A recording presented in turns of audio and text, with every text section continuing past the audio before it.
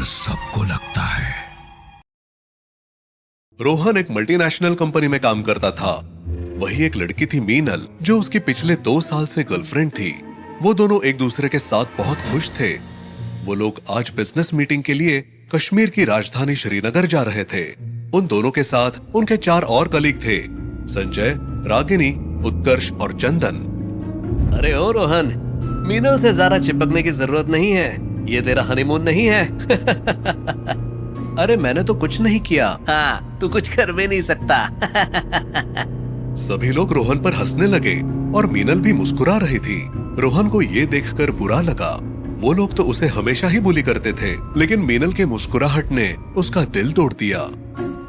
तभी रोहन के कान में कुछ आकर लगा और वो झिझक गया। रागिनी ने उसके कान में अपने दुपट्टे का कोना लगाया था। मत करो यार। यार मीनल, तेरा बॉयफ्रेंड तो बड़ा बोरिंग है। रास्ते में सब मस्ती करते हुए जा रहे थे। तभी अचानक उनकी गाड़ी के सामने एक टूटा हुआ पुल नजर आया। अरे यार, ये क्या मुसीबत है। अब आगे कैसे जाएंगे? अब क्या करें, हमें तो श्रीनगर पहुंचना है। उसका यही एक रास्ता है। नहीं, दूसरा रास्ता जरूर होगा। वो लोग उतरकर इधर उधर देखते हैं तो उन्हें एक बोर्ड दिखता है जिस पर लिखा होता है श्रीनगर का रास्ता।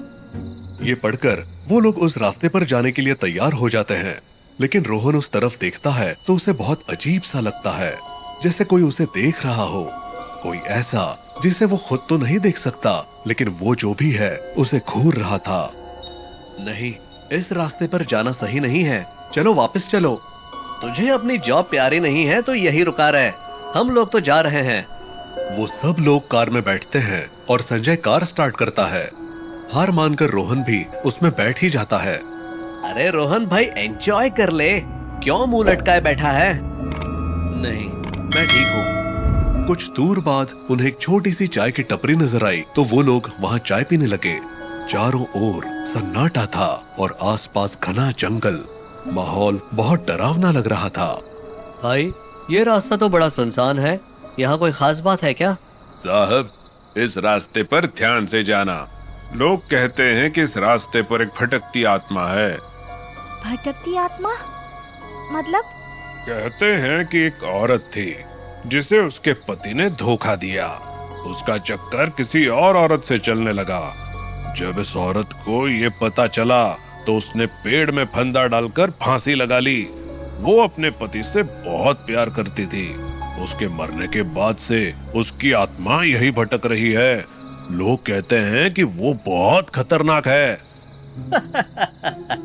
अरे भाई, इतनी ही परेशानी थी तो हमारे पास आ जाती, हम अच्छे से संभाल लेते। हाँ, सही कहा। उसके पति ने धोखा दिया तो क्या हुआ, हम तो है ना। बाकी लोग भी हंसने लगे, लेकिन रोहन ने गहरी सांस लेते हुए कहा, मुझे उसका दर्द समझ आता है। कोई धोखा दे तो कैसे लगता है ये मुझे अच्छे से पता है। रोहन की ऐसी बात सुनकर सब हंसने लगे। चाय की टपरी पर कुछ देर रुकने के बाद वो लोग फिर से अपनी गाड़ी में बैठकर आगे बढ़ गए। रास्ता अब और भी ज्यादा डरावना और पतला हो गया था। कुछ ही दूर जाने के बाद अचानक गाड़ी बंद हो गई। संजय ने गाड़ी से उतरकर देखा और कहा, अरे यार, गाड़ी तो गर्म हो गई है। इसे ठंडा करने के लिए पानी चाहिए। चंदन, जा जरा पानी लेकर आ। भाई, जंगल में पानी कहाँ से मिलेगा? कहीं तो ढूंढ। अकेले मत जाना, रोहन को साथ ले जा। चल रोहन, पानी ढूंढते हैं। दोनों जंगल की ओर चलती है, लेकिन उन्हें पता था कि इस घने और डरावने जंगल में पानी मिलना मुश्किल है। वो जैसे जैसे आगे बढ़े, चारों तरफ का माहौल और अजीब होता गया। हवा में एक ठंडक और अजीब सी गंध फैल गई थी। तभी अचानक उनके सामने वही चुड़ैल आ गई जिसके बारे में चाय वाला बता रहा था। उसकी आंखें लाल, बाल बिखरे हुए और चेहरा बेहद डरावना था। उसे देखते ही चंदन के होश उड़ गए और वो बिना एक पल गंवाए पीछे की ओर भाग निकला। पर रोहन इतनी जल्दी संभल नहीं पाया। डर के मारे उसके पैर लड़खड़ा गए और वो जमीन पर गिर पड़ा। चुड़ैल की डरावनी छाया उसके ऊपर मंडराने लगी। उधर चंदन भागता हुआ वापस गाड़ी के पास पहुंचा। रोहन को चुड़ैल ने मार दिया। रोहन को चुड़ैल ने मार दिया। सभी लोग चंदन की हालत देखकर डर गए। वो कुछ समझ पाते उससे पहले ही रोहन सही सलामत चलता हुआ उनके पास वापस आ गया। तू ठीक है? हाँ हाँ, मैं ठीक हूँ। ऐसा लगा वो चुड़ैल सिर्फ मुझे डराने आई थी। मीनल दौड़कर रोहन के पास आई और उसे गले लगा लिया। मैं एक बार गाड़ी स्टार्ट करके देखता हूँ, शायद हो जाए। गाड़ी स्टार्ट हो गई और वो लोग तेजी से आगे बढ़ने लगे। घना जंगल चारों ओर पसरा हुआ था। गाड़ी की हेडलाइट केवल कुछ फीट तक ही रोशनी कर पा रही थी और बाकी सब अंधेरे में डूबा हुआ था। कुछ देर बाद अचानक गाड़ी के चारों तरफ धुंध छा गई। ये धुंध इतनी घनी थी कि वो लोग अपने हाथों तक को नहीं देख पा रहे थे। तभी मीनल ने अचानक कार की खिड़की के बाहर कुछ देखा। वो देखो, कोई औरत पेड़ पर लटकी हुई है। सभी ने खिड़की के बाहर देखा और सच में एक औरत का साया पेड़ से लटका हुआ दिखाई दिया। उसकी आंखें चमक रही थी और वो हवा में झूल रही थी। ये अरे ये तो वही चुड़ैल लग रही है।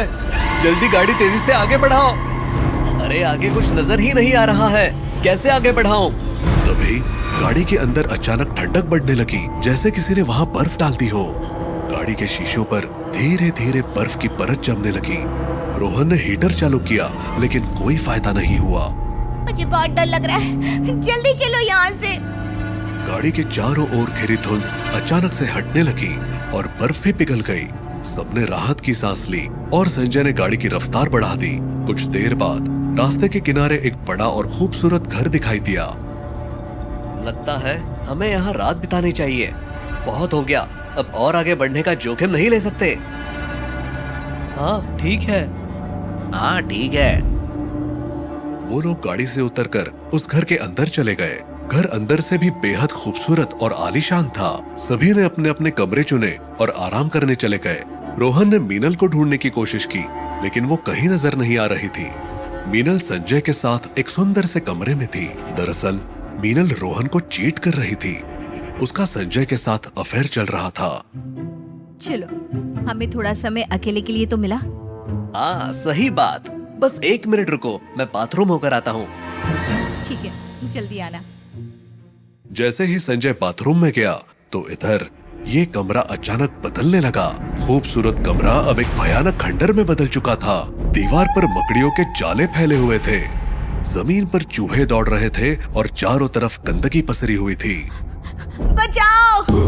बचाओ! वो भागती हुई कमरे से बाहर निकल गई। तभी संजय भी बाथरूम से बाहर आया और इस हालत को देखकर घबरा गया। वो भी मीनल के पीछे भागते हुए बाहर आ गया। लेकिन जैसे ही वो दोनों हॉल में पहुंचे, उन्होंने देखा कि पूरा घर अब उसी खौफनाक स्थिति में बदल चुका था। हर तरफ मकड़ियों के जाले, दीवारों से गिरती हुई ईंटें और डरावना माहौल। तुम कहाँ थे मीनल?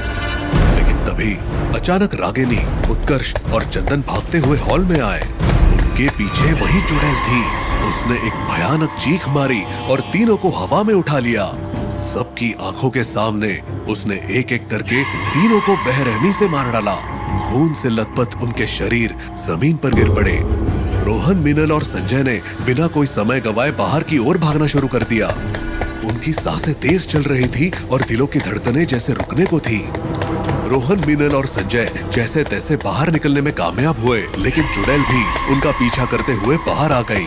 भागते भागते रोहन अचानक गिर पड़ा, पर पिछली बार की तरह उसने रोहन को छोड़ दिया और मीनल का गला पकड़ लिया। चाहो तो मुझे मार दो, पर उसे छोड़ दो। मैं तुम्हारी मिन्नत करता हूँ। ये लड़की तुम्हें धोखा दे रही है, फिर भी तुम इसकी जिंदगी की भीख मांग रहे हो। हाँ, मुझे ये बात पहले से पता थी, लेकिन फिर भी मैं चाहता हूँ कि तुम इसे छोड़ दो और संजय को भी छोड़ दो, चाहे मेरी जान ही क्यों ना ले लो। ये सुनकर संजय और मीनल ने डर से चिल्लाते हुए कहा, हाँ हाँ, इसे मार डालो। हाँ हाँ, हमें छोड़ दो, हमें छोड़ दो। तुम इन्हें भले माफ कर सकते हो, पर मैं नहीं कर सकती। मैं धोखेबाजी कभी माफ नहीं करती। मैंने तुम्हारे बाकी साथियों को भी इसलिए मारा क्योंकि उन्हें इस धोखे के बारे में पता था, और फिर भी उन्होंने तुम्हें पहले नहीं बताया। अब ये दोनों मरेंगे।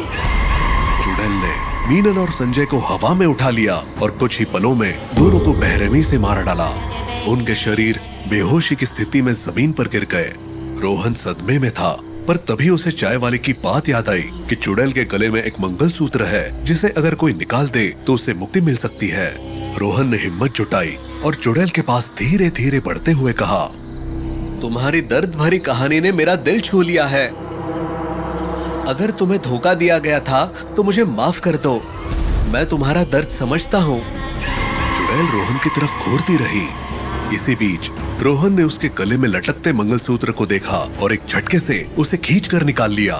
जैसे ही मंगलसूत्र निकला, चुड़ैल चीखते हुए हवा में गायब होने लगी। तुम्हारा दर्द मैं समझता हूँ, लेकिन बदले का रास्ता सही नहीं है। अब तुम मुक्त हो जाओ। चुड़ैल ने एक अंतिम नजर रोहन पर डाली और फिर हवा में खुलकर गायब हो गई। उस पल में रोहन ने एक गहरी सांस ली। उसकी आंखों में आंसू थे। इस वीडियो को लाइक करें, हमारे चैनल को सब्सक्राइब करें और बेल आइकन जरूर प्रेस करें हमारी न्यू वीडियो सबसे पहले देखने के लिए।